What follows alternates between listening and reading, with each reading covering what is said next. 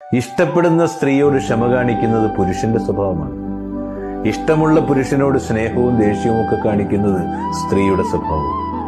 തന്റെ പെണ്ണ് മറ്റൊരാളാൽ അവഹേളിക്കപ്പെടുന്നത് ഒരു പുരുഷനും ഇഷ്ടമല്ല.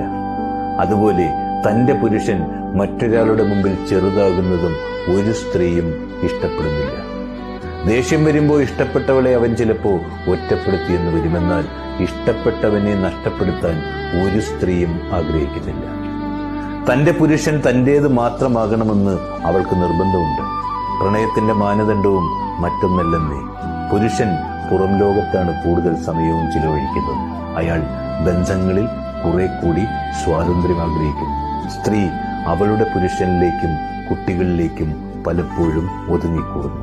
എന്നാൽ തന്റെ പുരുഷന്റെ മേലുള്ള സ്വാതന്ത്ര്യവും അധികാരവും വിട്ടുകൊടുക്കുന്നില്ല.